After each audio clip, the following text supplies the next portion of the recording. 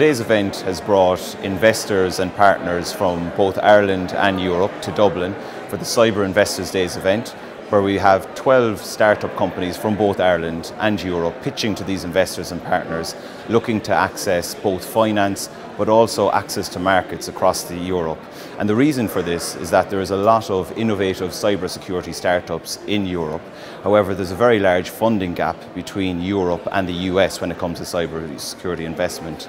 And so what we're doing here today is matchmaking startup companies, cybersecurity companies with investors and partners from across Europe to allow them to be able to scale their businesses, access new markets, and also service larger clients. One of the things that we do as an organisation is that we invest in startups. It's the fuel of any startup. It's a bit like, you know, having a car and you need to have fuel in the engine, otherwise you're never going to start the journey.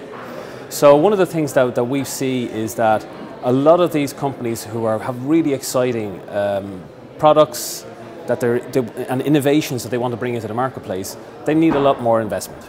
So ECSO, which is the European Cybersecurity Organisation, have investor days, and that's something that came up onto our radar.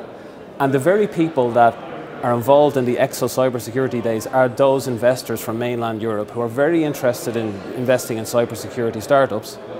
And one of the things that we wanted to do in bringing them over to Ireland today was A, to expose them to the excellent innovation that we have in Ireland, and B, to bring them closer to actually the VCs and the venture capital community that we have in Ireland. We are an IoT security company. We secure devices, so we're an authentication, encryption and communication solutions company.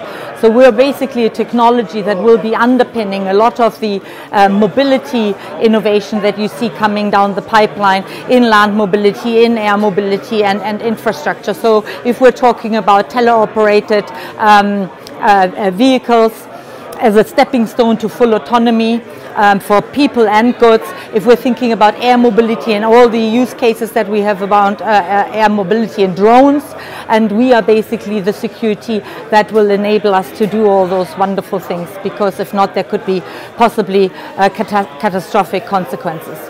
Of course, you know, you're always hoping that you're good enough and that it resonates in terms of what you do. And I think people are understanding that the future is now. If we want all those benefits from these various applications that I've described, and I could go on about medical devices and everything is going smart. So if we want some of those benefits, then we need to take care of security. So the future is now. The idea behind it really started around why we have still data that is in plain text, in other words, data that is readable. Going to the problem of data hacks and leaks, ransomware attacks, why is it so easy for others to gain access to data and actually cause serious damage? And that started actually over 8 years ago. We are absolutely honored. Didn't expect it. There are a lot of very strong cybersecurity tech companies out there, a lot of awesome innovation, which is not to be underestimated.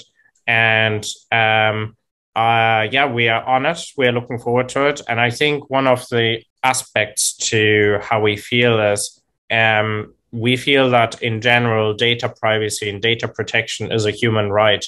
To be able to voice that and actually also make others aware that you actually can work with fully encrypted data, and finally defend that human right that enterprises, individuals, everyone has to be safe from an adversary in relation to plain text data. So yeah, we are absolutely humbled, and we are really looking forward to it.